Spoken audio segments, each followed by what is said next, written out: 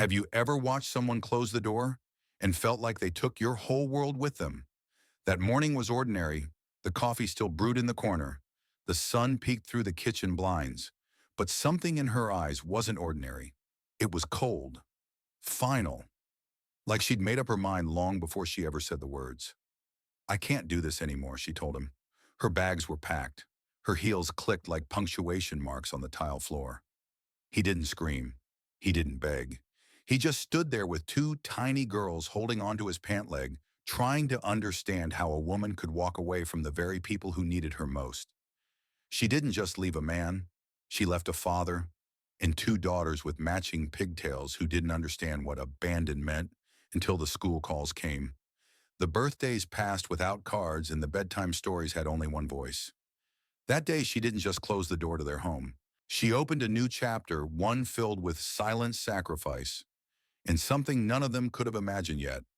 Because what she didn't know was that the man she walked away from, the one she said would never make it without her, he was about to raise two of the most extraordinary girls the world would ever know.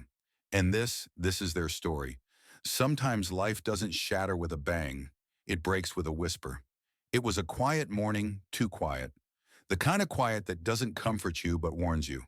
The coffee was still hot, the sunlight still soft, but something about her silence felt loud. She stood in the hallway, suitcase in hand, lips pressed together, like she was holding back an entire storm.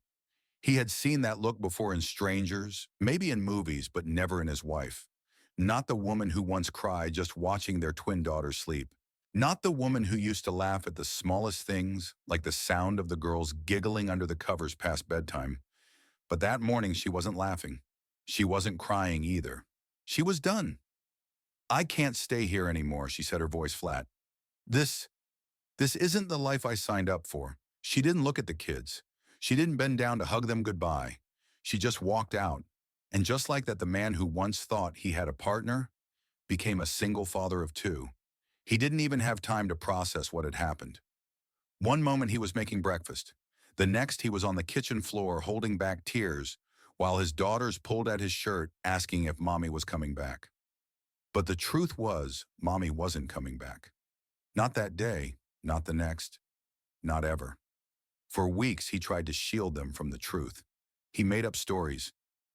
"Mommy's on a long work trip, she's helping grandma, but kids, even little ones, know when something is broken. They stopped asking after a while, stopped waiting at the window. That silence, it became part of the furniture, part of their new normal. And if you've never seen a man tuck in two daughters with a smile, he had to force through heartbreak, you haven't seen real courage yet. This wasn't just a story of a woman leaving, it was the beginning of something else entirely. You see, across America, nearly 1 in 4 children live in a home without a mother present. It's a reality we don't talk about enough, especially when the parent who stays behind is a father. We're so used to hearing about single moms, we forget that sometimes it's the dads who get left behind. And when that happens, society doesn't always rush in with casseroles or support groups. Most of the time, he's just expected to man up and figure it out. But this man, he did more than figure it out. He fought through the loneliness, the shame, the whispers from other parents at school pickup lines, and in doing so, he taught his daughters something no textbook could offer, that you don't need perfect circumstances to become something extraordinary. That day she walked out, he could have collapsed, but instead he chose to build. And what he built brick by brick, night by night, tear by quiet tear, would become something no one, not even she, ever saw coming. Because while the world saw a broken man with two little girls, they didn't know they were looking at the start of something bigger. And that story, it truly begins the moment the struggle does. Let's go there. Let's talk about what happened next when survival became their only way forward. They didn't start with much. A rusted old trailer on the edge of town, a single mattress shared by three, a beat-up pickup truck that coughed every morning before it came alive. That was home. The twin girls, Emma and Elise, were only 5 when their lives changed. At an age where most kids were learning how to tie their shoes or spell apple, they were learning how to stay quiet in the back of a grocery store while their dad cleaned bathrooms for extra cash after hours. Their clothes didn't match. Their lunches were plain, sometimes just bread and peanut butter. And there were nights the lights went out because the bill had to wait. But somehow, There was never a shortage of hugs. Their dad made sure of that. Every night he'd sit between them on that thin mattress and tell a story, usually one he made up with dragons or talking owls or magical forests. He didn't have much to offer, but he gave them imagination. He gave them warmth. He gave them belief. And that sometimes is more than enough. Emma once came home from school crying because a classmate told her she looked poor. And she did. But instead of hiding, she stood in front of the mirror, wiped her cheeks and whispered, "I'm not poor. I'm practicing being strong." Because that's what their father told them. He never said life would be easy, but he did say what we live through becomes what we're made of. Across America, there are millions of children living in poverty in trailers, in shelters and cars parked behind gas stations. But what often goes unseen is how many of them carry dignity like armor. They go to school, they show up, they try, every single day, just like Emma and Elise did. The girls started collecting aluminum cans for pocket change. They'd wake up early to help their dad pack his work lunch. They never complained. Not when the heater broke, not when their shoes got too tight, not even when Christmas morning came and all they had were hand-knitted scarves. Because in their minds, they weren't suffering. They were surviving. And every moment they spent together, folding laundry, helping with the budget, studying by flashlight, became a thread in the invisible fabric that was binding them closer, making them tougher. One day, Elise found a broken calculator in the trash. She took it apart piece by piece, trying to see how it worked. Emma used scrap cardboard to build a pretend classroom and taught her dolls math. These weren't just games. They were signs. Signs of who they might become if only they could make it a little further. And that's the thing about struggle. It doesn't just shape character, it reveals it. So while the world moved on outside that little trailer, two young girls and their father were building something far more powerful than comfort. They were building resilience. And that resilience, it was about to meet its first real test. Because next came an opportunity that would seem too big for a family, so small, a local science fair, and a spark that would change everything. They weren't just sisters, they were mirrors. When Emma tripped, Elise scraped her knees running to help. When Elise had a nightmare, Emma slid her blanket over without a word. They didn't need to speak to understand each other because when the world felt too loud, they had each other to lean into. In the chaos of being raised by one parent in a world that sometimes looked away from kids, like them, their bond became their secret power. Where one was weak, the other grew strong. Where one hesitated, the other stepped forward. They called themselves Team E. No matter what happened, Team E had rules: stick together, speak up when it matters, and never let anyone go through it alone. One afternoon in second grade, Emma was cornered at recess by a few kids who made fun of her tattered backpack. Elise didn't wait. She marched across the yard, stood between her sister and the bullies, and simply said, "This backpack holds more courage than you'll ever carry." The teacher wrote her up for being disruptive. But their father, he taped the write-up to the fridge and called it a badge of honor, because he knew these girls weren't just surviving poverty. They were growing into protectors of each other. And there's something powerful about that. Research shows that siblings who grow up in hardship often develop deeper empathy, quicker emotional instincts, and stronger interpersonal trust than children raised in comfort, especially twins. Their connection isn't just emotional, it's almost biological. Shared rhythms, shared resilience. Emma and Elise were proof. They practiced reading aloud to each other. They shared answers when homework felt too heavy. And when one got sick, the other would sit by the bedside with a cup of water and a book, even if it meant staying up all night. That kind of bond doesn't come from luxury. It comes from leaning on each other when there's no one else to lean on. And maybe that's the hidden gift of hardship. It teaches love without condition, loyalty without reward. It turns two little girls from daughters into warriors for each other. One day their father overheard them whispering about a dream: a big stage, a shiny medal, a room full of applause. He didn't say anything at the time, but he wrote it down. Because he believed that when two hearts move as one, especially when they have been broken and rebuilt together, they can build something even stronger than dreams. And soon that chance would arrive. A flyer from school, a challenge unlike any they'd faced before, the regional science fair. For the first time, the girls weren't just surviving. They were about to start building something of their own. He never wanted credit. While the world rushed past chasing deadlines and promotions, He was chasing socks in the laundry basket, half-price cereal boxes, and a few extra hours on the night shift. He didn't talk about being tired. He never mentioned the blisters on his hands from unloading delivery trucks in the cold. He just smiled when the girls said, "Daddy, you're our hero." And then quietly he'd make their lunch for the next day with the last slices of bread. This was love. Not the kind you post on social media. The kind that shows up when no one's watching. Every penny was stretched, every choice carefully measured. When Emma needed a calculator for the science fair, he didn't say, "We can't afford it." He just worked a weekend shift cleaning out a warehouse and brought it home in a paper bag like it was a treasure. He never made them feel small, even when they had less than everyone else. Instead, he made their world feel full, and yet no one clapped for him. There were no awards, no thank you cards from society for single dads doing the impossible. But every night, two little girls climbed into bed knowing someone had their back, and that was enough. In America, nearly 2.6 million single fathers raise children on their own. You won't often hear their stories on the news. They don't ask for attention, but they are quietly holding entire futures together, lunch by lunch, bedtime by bedtime. This father was one of them. He taught his girls that strength isn't loud. It doesn't need applause. It's in the little things, the packed lunch, the fixed shoe, the repaired science project at midnight when the glue ran out. He once skipped dinner for 3 nights straight just to save enough for new poster boards and a secondhand toolkit. When the girls asked why he wasn't hungry, he smiled and said, "I had a big lunch." They knew he didn't, but they also knew what he was doing. He was planting something quietly, patiently, deeply. And just like seeds under the earth, his sacrifices wouldn't show right away. But one day they would grow into something more. Because when a father gives without expecting anything in return, he's building a future no one can take away. And soon that future would start to unfold. It would begin on a crowded school gym floor, with two nervous girls, a folding table, and a science project built out of scraps and big dreams. The science fair was coming, and this family was ready. It started with a flyer, bright yellow taped to the classroom wall, annual regional science fair. Grades 3 to 8. Build, solve, inspire. Emma tore it down and brought it home like it was a treasure map. Elise unfolded it on the kitchen table, eyes wide. They didn't see it as just a contest. They saw it as a chance, maybe the first real one.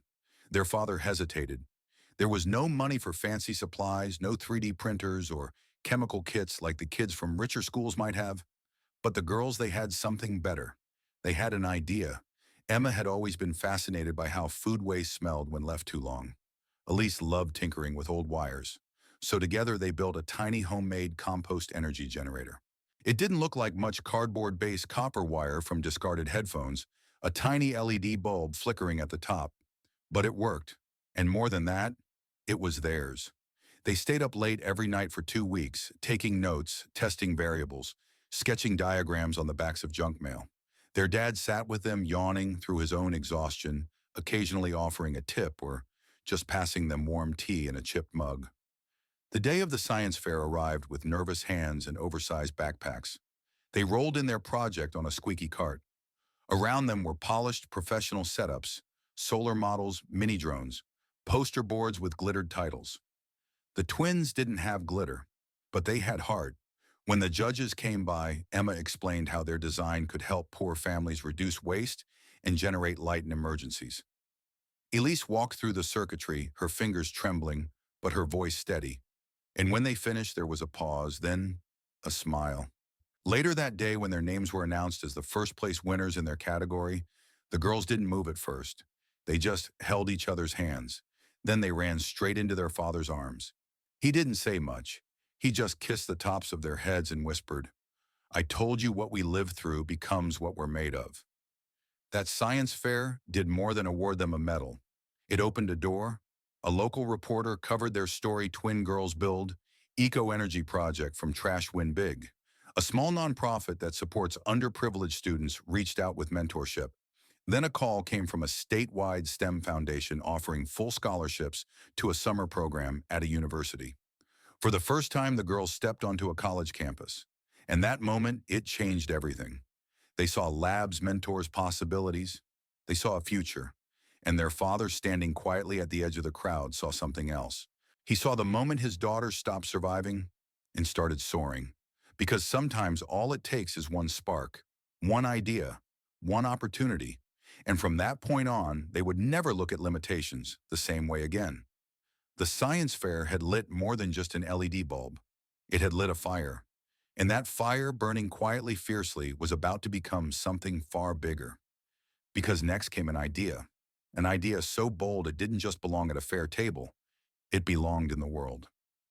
By the time they reached high school, Emma and Elise weren't just students anymore. They were thinkers, builders, quiet disruptors. They had grown up not just solving problems, but living them. Power outages, food waste, medical access for their aging neighbor down the hall. These weren't case studies in a textbook. They were daily life.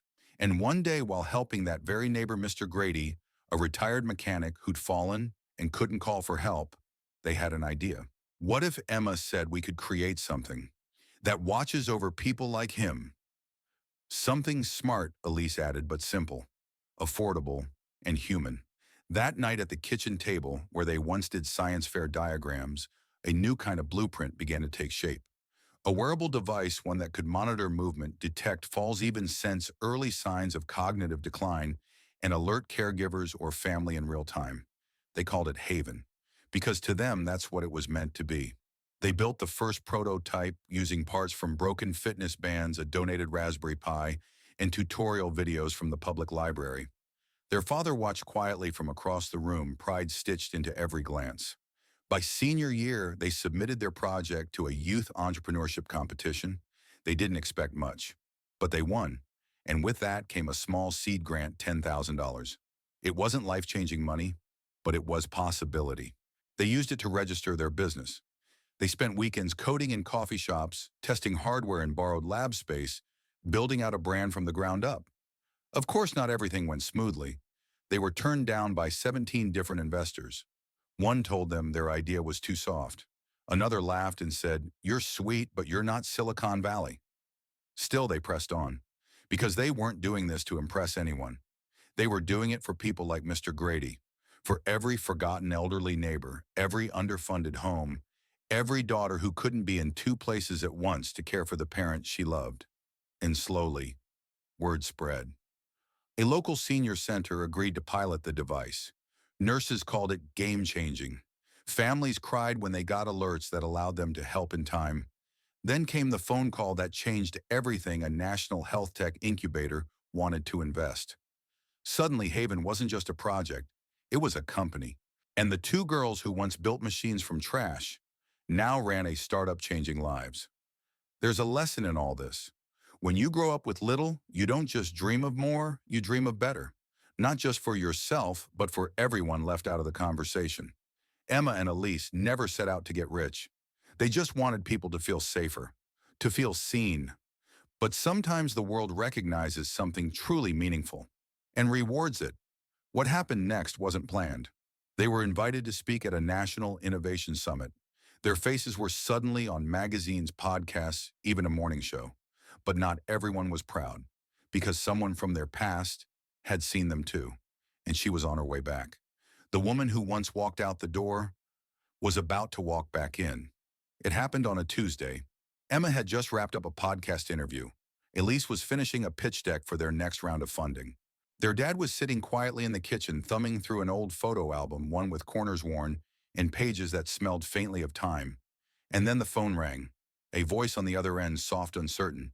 "Is this the father of Emma and Elise?" He froze. The woman spoke again. "It's me. I saw them on TV. I didn't know they'd become—" She hesitated, then said it. "I'd like to see them. 12 years, not a single birthday card. No calls. No, I'm sorry." And now, because the girls were in headlines, because the world was watching, she wanted back in. At first, their father didn't know what to say. How do you respond to someone who once left behind not just a home, but hearts? When he told the girls, they didn't react the way he expected. They didn't cry. They didn't shout. They sat in silence for a long while. And then Emma said softly, "If she wants to see us, she can come. But she doesn't get to rewrite the story." They agreed to meet at a small cafe. Neutral ground, no cameras, no press. She arrived early wearing a tailored coat and expensive perfume. She stood when they walked in two young women, composed and confident. The same girls she once left sleeping in footed pajamas on a cold morning. She opened her mouth to speak, but the words didn't come easily. Instead, tears did. "I made a mistake," she whispered. "I was scared. I thought I couldn't do it. I didn't know you'd grow up to be so—" Elise cut in gently. "You didn't need to know who we'd become. You just needed to stay." There was no anger in her voice, no blame, just truth. And sometimes truth is the hardest sound in the world. They sat for an hour, talked about little things, asked careful questions, shared a few cautious laughs, but the air between them was no longer what it used to be. It wasn't bitterness, it was distance, like strangers politely crossing at a corner. Because some doors once closed don't reopen the same way. There's a lesson in that. Regret often knocks when success opens the door. But love, real love, never leaves the porch in the first place. The girls didn't reject her, but they didn't invite her back in either. Because forgiveness isn't forgetting. It's letting go so you don't carry the weight any longer. Later that night, back at home, their dad asked them how they felt. Emma looked at him and said, "I felt proud. Not of who we are now, but of who we were when she left, and how far we've come without her." That moment said everything. And as fate would have it, the world was about to take notice of just how far they'd come. Because the next call wouldn't be from the past, it would be from the present, and it would put them in front of the entire country. They never posted about her, not a single word. No call out, no revenge, no drama. But the world had noticed anyway. A week after the cafe meeting, a photo surfaced, grainy, taken from across the street. Emma and Elise sitting across from the woman who once left them. A stranger had snapped it. Another had captioned it. "Would you forgive the mother who walked away before you became someone?" Within hours it went viral. Comment sections filled like floodgates had burst. Some sympathized, others didn't hold back. Too little, too late. Now that they're billionaires, she comes running. Dads like theirs don't get enough credit. Hashtags trended overnight. Where was she then? Rewrote, real hero. Dad, forgive, but don't forget. The girls stayed silent, but their inboxes didn't. Media outlets wanted interviews. Talk shows offered guest spots. Everyone had an angle. The mother who left the twins who thrived. The father who raised giants. But none of them understood the truth. This story was never about revenge. It was about resilience. Still, the attention brought weight. Their father, once just a man behind the scenes, was now a symbol. A quiet hero elevated by strangers who saw in him what his daughters always had: consistency in a world that often leaves. He received thousands of letters, single dads, foster parents, teachers, even grown children who never got the apology they waited for. One letter simply said, "Thank you for staying. Because of people like you, I believed I mattered." There's something powerful about that. In an age where so much noise dominates, where headlines come and go, some stories stick. Because they speak to something deeper than gossip. They speak to justice, to decency, to the kind of quiet love that doesn't ask to be seen, but shines anyway. And in all the noise, a truth stood out. The internet forgets trends, but it remembers truth. The girls never corrected the headlines. They never told the public to stop defending them. Instead, they used the moment for something else. They launched a new branch of their company, a public awareness campaign called Stay. It would feature true stories of parents, mentors, siblings, anyone who had stayed when it was easier to walk away. They didn't just want to be known for innovation. They wanted to be known for honoring those who loved without applause. Because when you've been abandoned, you learn to treasure presence. And when you've been lifted, you learn to lift others. The noise eventually faded, but the message didn't. And soon the world would see just how serious Emma and Elise were about that mission. Because what came next wasn't just charity, it was legacy. And it started with one bold decision: to give others the chance they never had. They never forgot where they came from. Even when their startup passed the billion-dollar valuation, even when news outlets called them America's youngest visionary founders, even when people whispered their names in boardrooms they never dreamed of entering. Emma and Elise still remembered what it felt like to split one sandwich 3 ways, to wear shoes with the soles taped up, to study under the glow of a single borrowed lamp. And that memory became fuel. Because for them, success wasn't the finish line. It was the door they'd once wished someone would open for them. So they decided to open it for others. The twins launched the Second Light Foundation, a nonprofit offering scholarships, technology access, and STEM education for girls from low-income single-parent homes. The name came from a phrase their father once said during a blackout when the only light came from a camping lantern on the floor. Sometimes the second light is the one that helps you see clearer. Their first initiative? A mobile tech lab that traveled to rural schools across the country, bringing computers, mentorship, and coding classes to places where internet was still a luxury. Their second, a summer camp called Inventor, where girls not only learned to build, but to believe in their minds and their ideas in each other. One camper, a 12-year-old named Talia, built a simple water purification system for her grandmother's village in Mississippi. At the closing ceremony, she cried and said, "I didn't think girls like me could do things like this until I saw you two." Moments like that reminded Emma and Elise why they did it. Because they didn't want to just build things. They wanted to build people. And in doing so, they honored every person who had once lent them a hand, even if it was just a teacher who stayed after school or a neighbor who watched them when their dad was working late.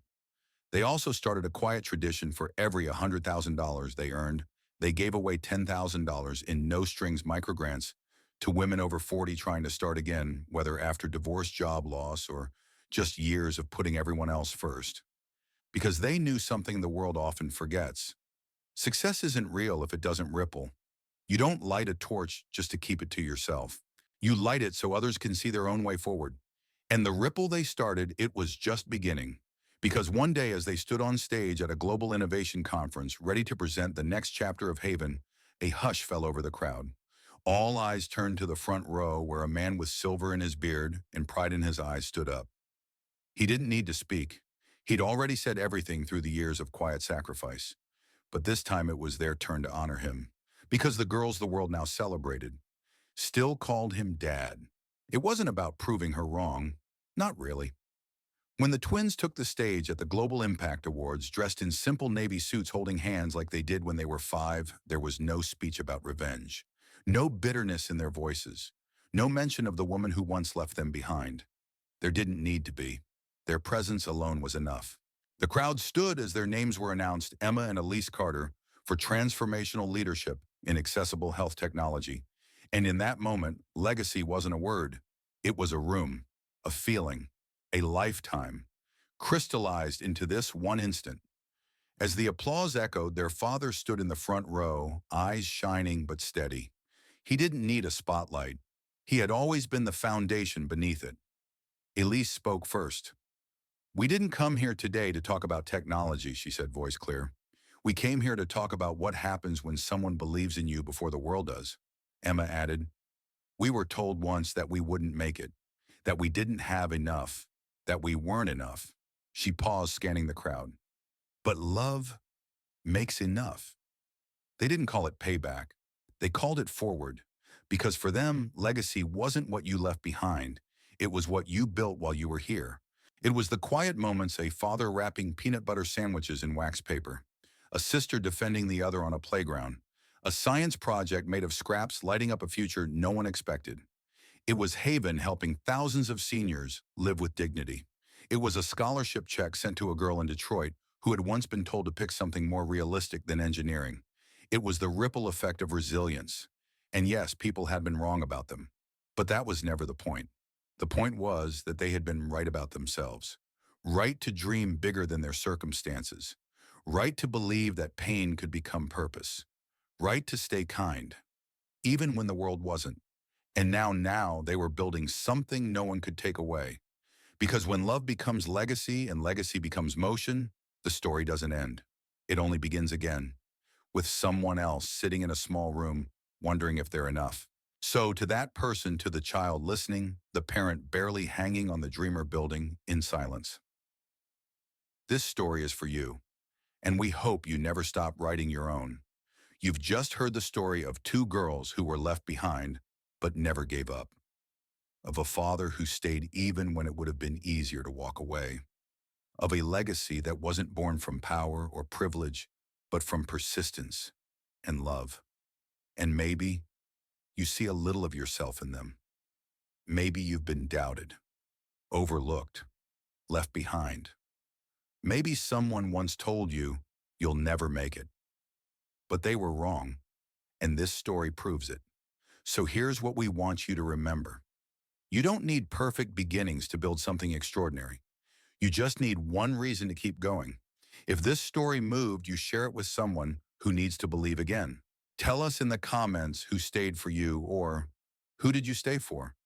And if you believe stories like this deserve to be heard, subscribe to our channel and help us keep telling them. Because somewhere out there, another Emma, another Elise, another quiet father is still living their first chapter. Let's make sure they know they're not alone. This is That Person Was Me, and their next story might just start with you.